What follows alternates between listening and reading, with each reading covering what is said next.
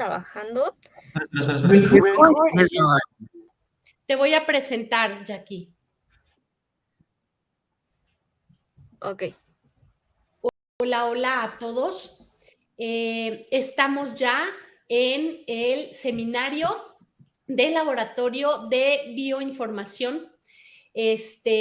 Hoy va a presentar Jacqueline Paredes. Ella es estudiante de la licenciatura en Ciencias de la Computación y nos va a platicar todo lo que ha estado trabajando de programación para biobases de datos en Wikidata. Tiene un proyecto muy interesante, trabaja cosas que nos sirven de manera importante en el laboratorio. Entonces, Jackie, ¿estás lista? Sí, estoy lista. Perfecto. Entonces, pongo tu presentación y tú me vas indicando cuándo la voy cambiando. Sí, pues cuando ingresé a este laboratorio, tenía como muy pocos conocimientos de cosas biológicas, pero vi como esta área de oportunidad en la que podía ayudar, que era el área de programación y principalmente con las bases de datos, ya que pues las bases de datos son temas muy importantes para poder guardar información y bueno, estos son como los principales temas en los que he podido trabajar, que es GitHub, Wikidata, RDF y SparkQL. Entonces, estos son los principales temas que voy a compartir más o menos que he hecho. Ahora sí, la siguiente diapositiva. Bueno, primero GitHub. Git es un servicio que nos ayuda a controlar versiones. Git y GitHub son como dos cosas distintas. Git es la herramienta que tenemos para gestionar las versiones de nuestros códigos puede ser de cualquier cosa, de documentos, pero es principalmente utilizado para crear código ya sea Java, ya sea Python, cualquier tipo de código, ya que nos ayuda a controlar versiones. Así como muchas veces sé que muchos nos ha pasado que tenemos como la versión 0 y luego la versión 0.1 y la versión 0.2 y Git nos ayuda a tener ese control de versiones, de poder tener el mismo documento y poder regresarnos a versiones anteriores, a versiones siguientes y pues nos ayuda a tener este control. Y bueno, como les decía, es para poder administrar y almacenar código prácticamente, porque nos ayuda también a poder trabajar muchos en un mismo código, ya que trabaja sobre bifurcación y fusión, o sea, como poder separar el código en muchas partes o poder juntarlo también. Y más adelante vamos a ver más o menos cómo trabaja Git, pero Git es la herramienta y GitHub es la nube que administra todos los repositorios. Hay varios tipos de GitHub, que es como el GitHub. Existe también GitLab, existe el Git de Azure, que es de Microsoft. Y entonces, bueno, el más conocido es GitHub y es sobre el que trabaja todos. Y si tú en algún momento quieres buscar alguna información de algún tema o quieres un código que ya esté prehecho y que tú puedas reutilizar, muy seguramente lo vas a encontrar en GitHub, ya que puedes tener repositorios privados o repositorios públicos para que muchas personas lo puedan conocer o puedan buscar. Y bueno, también esa ha sido una herramienta que hemos usado para también buscar los códigos que podemos utilizar para hacer toda la programación que tenemos pues aquí. Y bueno, las formas de usar GitHub en una computadora, sobre todo Windows, es Git Bash, GitHub Bash y GitHub de escritorio. Ese es Git Bash, que es una terminal. Si ustedes han trabajado con Linux alguna vez, saben bien que es una terminal, pero si no, pues es una línea de comandos, ¿no? Entonces, donde tú escribes un comando y hace algo. Y esta es como la estructura. Les puse una captura de pantalla donde viene el nombre de tu máquina, de tu computadora, y luego viene entre paréntesis, un main. Ese se trata de la rama y ya después tú vas escribiendo los comandos. Y bueno, estos son los comandos básicos, que es git help, git init, git add, git commit, git checkout, git branch, git push y git pull. Todos estos comandos sirven para que tú puedas trabajar sobre este repositorio que tenemos en la nube. Por ejemplo, git help es para obtener ayuda de Git, que te va explicando bien más o menos qué son los comandos, que es git add para añadir un archivo como al repositorio, git commit es para subirlo, git checkout es como para ver las ramas, git branch es como para saber de las ramas que existen en tu repositorio y las ramas a las que puedes acceder. Y bueno, git push y git pull es para poder subir y bajar repositorios desde la nube. Si ustedes no son buenos para utilizar una línea de comandos o no están familiarizados con esto, tenemos el git de escritorio también, que es el que sigue. Podemos pasar a la siguiente diapositiva.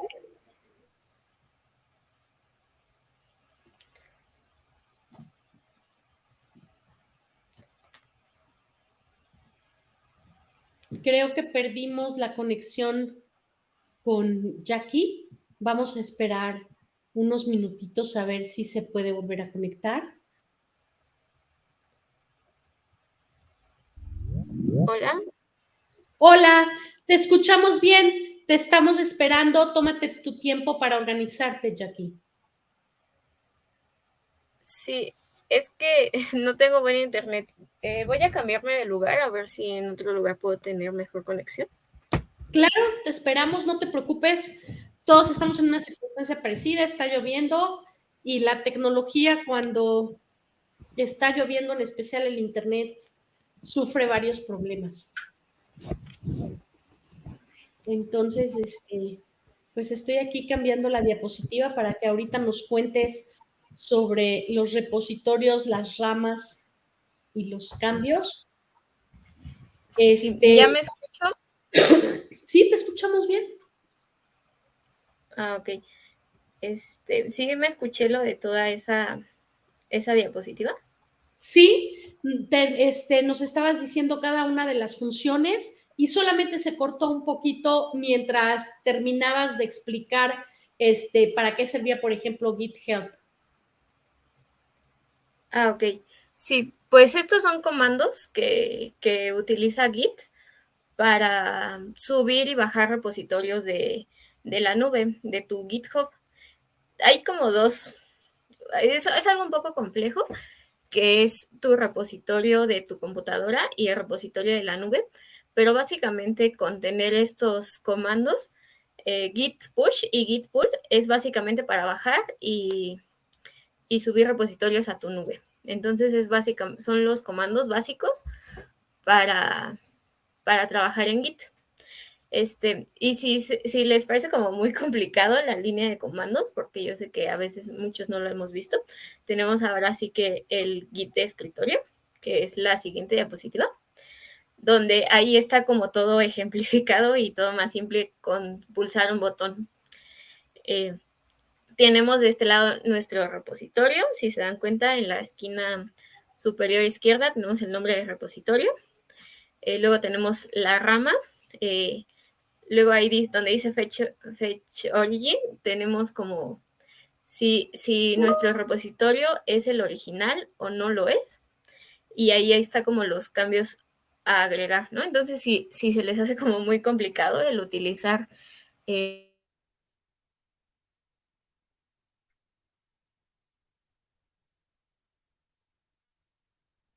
familiarizar un poco con la interfaz y es muy, muy fácil utilizar el Git para subir y bajar repositorio. Sabemos que a veces sí es como un poco complicado, que estamos un poco acostumbrados a Drive, ¿no? Y que Drive es como muy visual y esto como que nos ayuda a tener un poco más también esta parte visual, donde aquí podemos ver también como las líneas de código que vamos modificando, como las cosas que vamos a agregar, si hubo un cambio significativo. Por ejemplo, si yo estoy agregando o borrando a alguien algo que alguien más hizo, que puede afectar a mi flujo, ¿no? O que puede afectar a lo que estamos diseñando. Entonces ahí, por ejemplo, en cambios a agregar, podemos ver si borramos algo que alguien más hizo que va a afectar a su desarrollo. Y para eso también utilizamos las ramas, que es la siguiente diapositiva, que son representan líneas de trabajo. Estas son las ramas, son líneas de trabajo y es para hacer fusión y bifurcación del desarrollo. Entonces, esto nos ayuda a que podamos tener un trabajo más sencillo, individual y grupal. Por ejemplo, aquí lo tenemos un poco más visual con el diagrama, donde de cada punto es como una línea de donde se parte para empezar a diseñar, ¿no? Si yo parto desde la primera, puedo hacer otra rama y seguir sobre el mismo código.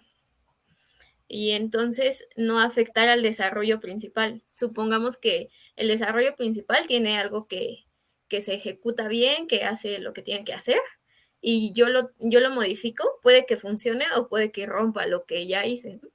Entonces esto funciona para que en caso de romper lo que ya hice, yo tenga manera de volver a la rama inicial, volver al código inicial que ya funcionaba y pues ya sobre ese seguir trabajando, ¿no? Igual, por ejemplo, si tenemos que hacer un trabajo en equipo, podemos hacer, no sé, dividirnos los archivos o dividirnos las líneas de código, no sé, y ya a través de todas las ramas, podemos regresar a la rama principal y ya unir todo el trabajo en conjunto y esto lo hace como mucho más sencillo.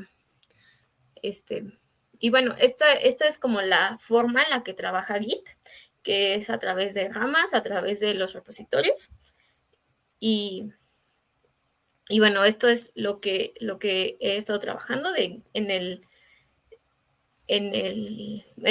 una guía para Git, que es básicamente esto. Creo que para muchos sí es mucho más fácil la forma de escritorio, pero sí es importante como también un poco entender lo de las ramas y todo esto para poder tener un buen flujo de trabajo. Y bueno, la siguiente diapositiva. Y bueno, también vamos a trabajar con Wikidata. Sabemos que muchos ya han hablado mucho de Wikidata y que ya no tengo que dar como mucha introducción, pero Wikidata pues es una base de datos que almacena conocimientos de forma libre y colaborativa, ¿no? Que cualquiera puede contribuir a esta base de datos, ¿no? Y bueno, aquí tenemos como un diagrama de lo que tiene como tal una base de datos de Wikidata, que es una etiqueta, una descripción, las propiedades, los valores, los calificadores, todas las referencias, ¿no? Entonces, estas son como, era como una pequeña presentación para que refrescara a su memoria todo lo que tiene Wikidata, porque lo estoy ocupando para hacer consultas directamente en SparkQL. Y entonces la siguiente diapositiva. Y bueno, antes de pasarnos a SparkQL, voy a hablarles un poquito sobre RDF. Y bueno, la web semántica es un estándar que propone generar información según su significado, ¿no? La web semántica se refiere a las especificaciones que tiene que tener un lenguaje para que pueda ser entendible, en este caso, tanto para la computadora como para nosotros como humanos que la ocupamos y que la diseñamos, ¿no? La computadora, hay palabras que puede entender, pero hay palabras que no, ¿no? O sea, el lenguaje humano es como muy abstracto, pero se han diseñado estándares para que nosotros podamos programar de una manera en la que la computadora pueda entender y que nosotros también podamos hacerlo, ¿no? Antes se programaba solamente con ceros y unos y era muy complicado y muy complejo, pero ahora se han creado programas muy diferentes que son los lenguajes de alto nivel, porque ahora se parecen más las palabras a las palabras que usamos nosotros los humanos y ya se parecen un poco menos a los ceros y unos que hace la computadora, ¿no? Porque programar en ceros y unos bien, sí era muy difícil. Y bueno, todos estos estándares que se crearon fueron para que nosotros pudiéramos como interactuar mejor, para poder hacer programación y bueno, que la pudiéramos entender nosotros y que también la computadora para ella sea como mucho más sencillo. Y bueno, la web semántica es como uno de estos estándares donde se trata más que nada de todo esto, ¿no? Del generar información, pero que tenga un significado tanto para nosotros, tanto como para la computadora. ¿No? O sea, como antes era muy, o sea, para decirle a la computadora, por ejemplo, mañana en la mañana es muy complejo, ¿no? O sea, para la computadora es un carácter que dice mañana y otro carácter que dice mañana y es muy complicado y por eso se han creado como un poco estas reglas y estándares. Y bueno, también parte de la web semántica está RDF, que es un modelo conceptual que nos ayuda a tener información descriptiva. RDF no es un lenguaje, sino es el modelo conceptual.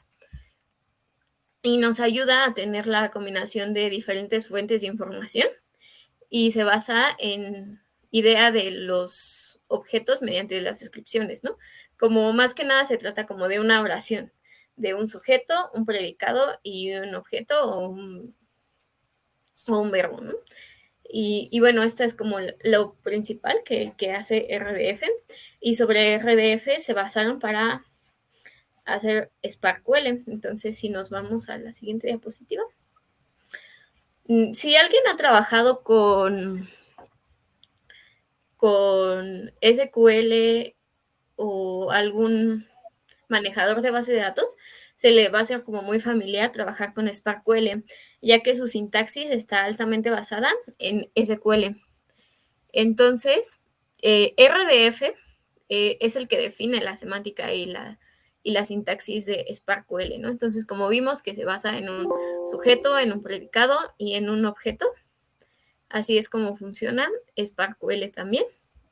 Y bueno, es un lenguaje que nos ayudará a realizar consultas a las bases de datos de conocimientos.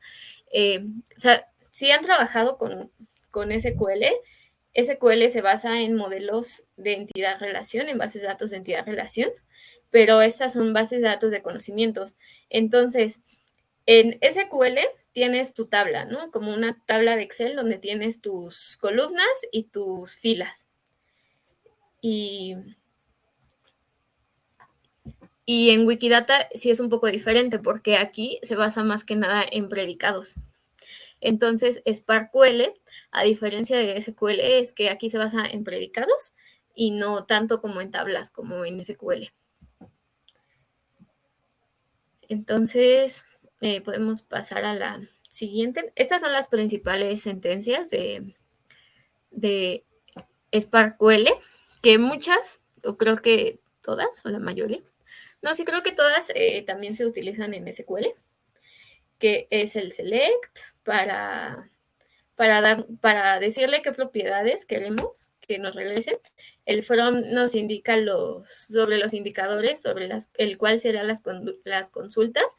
En SQL se dice sobre qué tabla, pero aquí se dice en qué identificador. Y bueno, igual que en SQL, el where filtra los datos. El distinct lo pones dentro del select para decirle que solo quieres los valores que son distintos. Si se repiten, no te los dé todos, solo los que son distintos. Y bueno, aquí el count, el sum, el max y el min, pues sirve para contar, para sumar, para que nos dé el máximo o el mínimo cuando tenemos valores numéricos. Y bueno, el count también sirve para contar valores no numéricos. Y bueno, La unión es para unir dos conjuntos independientes, como dos resultados diferentes de dos tablas diferentes y nos las puede ayudar a unir. Y el order by nos ayuda a ordenar todos los campos que obtuvimos en el select. Y bueno, el limit y el offset es para decirle cuántos registros quieres que te dé. O no sé, si no quieres que te dé los primeros 10, que te dé desde el 11 hasta el último. Entonces, el limit y el offset sirve para darle límites inferiores y superiores. Y bueno, la siguiente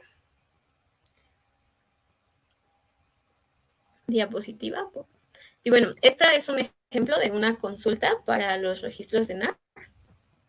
Y bueno, aquí en Select vimos que tenemos las propiedades y en el where pues está, en el where están las propiedades y el select son los valores que nos va a regresar. Entonces, este es como un ejemplo de una consulta que podemos hacer en SparkQL. Y si vamos a la siguiente diapositiva. Y bueno, aquí tenemos un ejemplo de cómo ordenar la consulta anterior. Por ejemplo, por nombres, ¿no? Si le ponemos order by y el nombre del valor, pues nos la va a ordenar.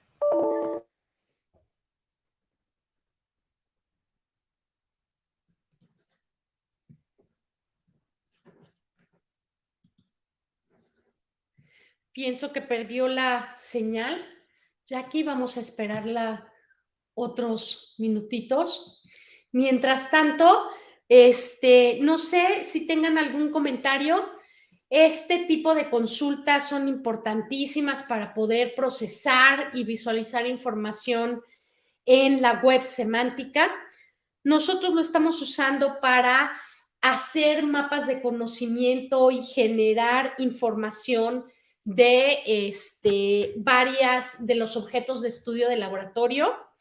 Principalmente, Jackie está trabajando con las bases de datos.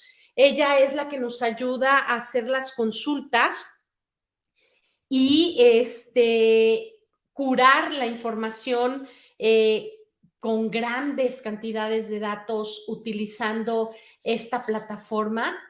Y pues ha sido un trabajo realmente interesante.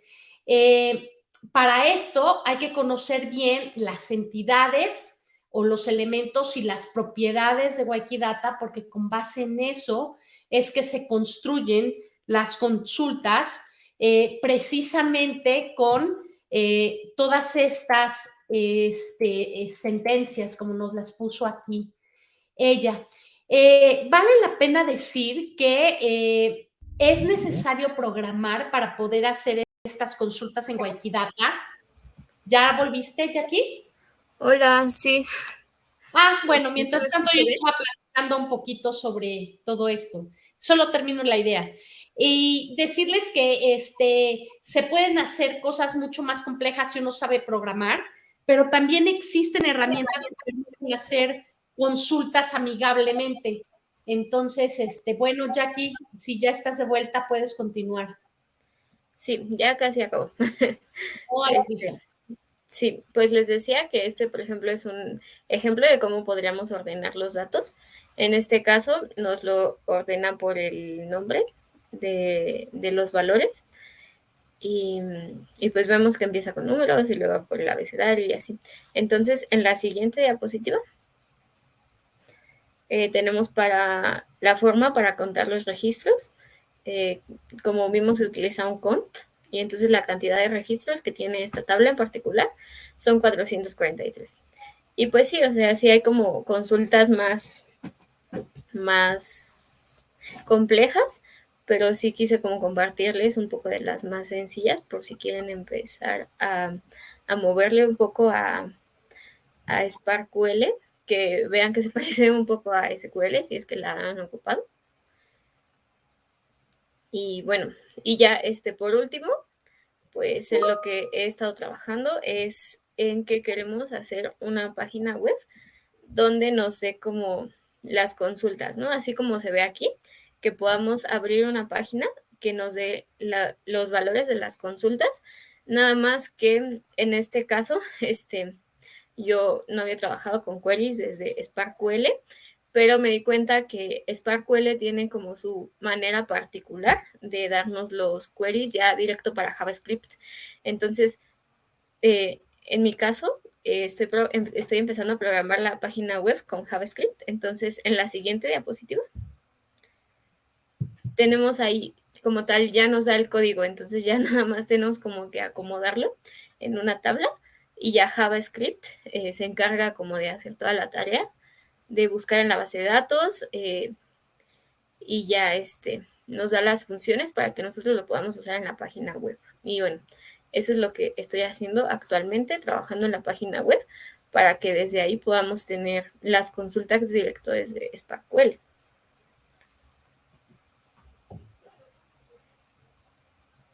Y ya, esas son mis referencias. Muchísimas gracias. Ahí se queda la liga de la presentación. Ustedes la pueden ver precisamente aquí en la tabla de los eventos de laboratorio. Ahí está el seminario y ustedes pueden ver la presentación aquí donde están los recursos. Ya está realizado. Vamos a subir la presentación en YouTube, pero todavía tenemos mucho que conversar con Jackie todavía. Entonces, abrimos los micrófonos para que los participantes puedan hacer preguntas o comentarios. Los escuchamos.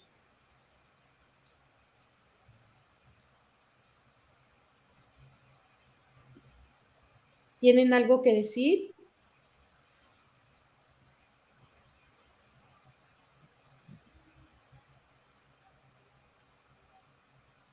Bueno, en lo que ordenan sus ideas o se animan a participar, yo sí tengo muchas cosas que decir, como siempre. Entonces, lo primero que me gustaría decirte, Jackie, es que muchas gracias porque haces un trabajo que no se ve mucho, pero que es trascendental para todo lo demás, porque no importa qué tanta cantidad de información tengamos, si no la podemos procesar automáticamente y no podemos hacer buenas consultas como tú nos ayudas a hacerla, pues no podríamos avanzar. Entonces, la primera pregunta que tengo es, ¿podrías contarnos un poco sobre los principales problemas a los que te has enfrentado en tu trabajo cotidiano en este proyecto? Sí, pues creo que el principal es que yo lo quiero asociar mucho con SQL, pero las bases de datos a veces no se parecen tanto, porque aquí para hacer las consultas las tienes que hacer como en forma de pregunta. En lugar, o sea, yo trabajo con SQL y es como que le dices, de esta tabla, dame los valores de estas filas y que cumplan con estas especificaciones. Y las tablas y las bases de datos de Wikidata sí se parecen, sí están como un poco diferentes, porque es como de la mamá de quién es es del mamá de quién es esta persona, ¿no? Y es como un poco diferente y creo que son los principales problemas en los que me he enfrentado, que es como encontrar un poco la diferencia y asociarme un poco más con la forma de trabajar de estas bases de datos. Ok, muchas gracias. Mi segunda pregunta es, ¿nos podrías platicar un poquito de cómo ha sido tu experiencia de trabajar en un laboratorio dedicado a hacer cosas de biología y de información y de informática como este? ¿Qué experiencia has tenido? ¿Qué has pensado? ¿A qué te has enfrentado? Me encantaría oírte.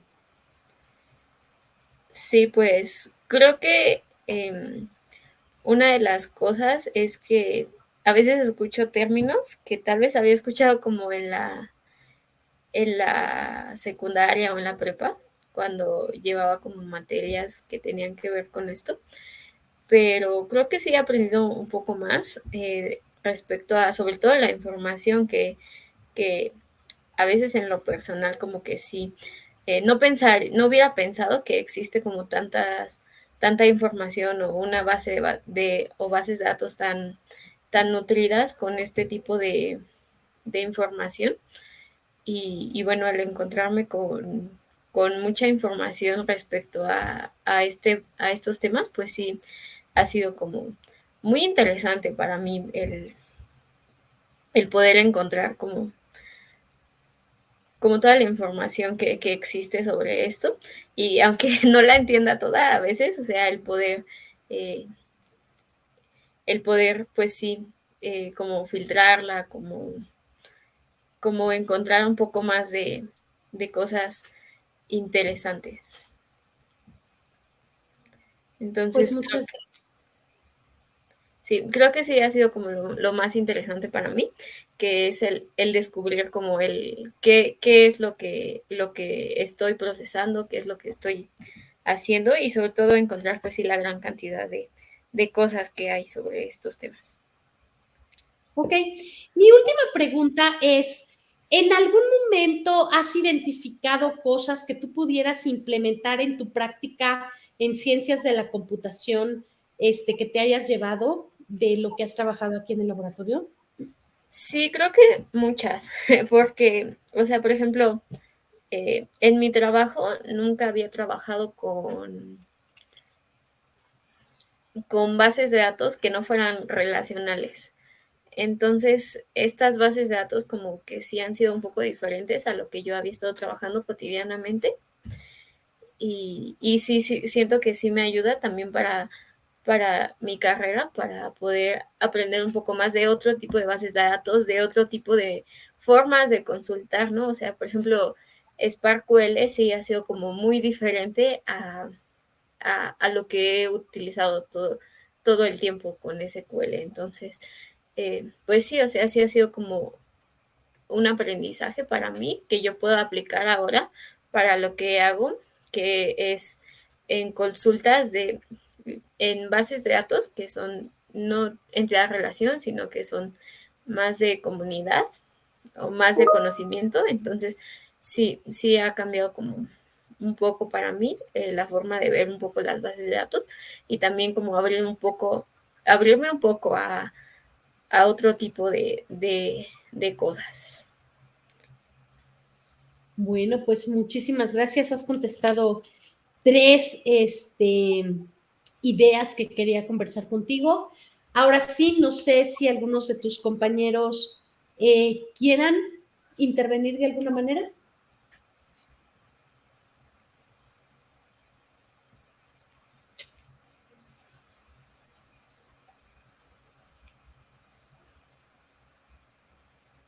Bueno, ah, muy bien.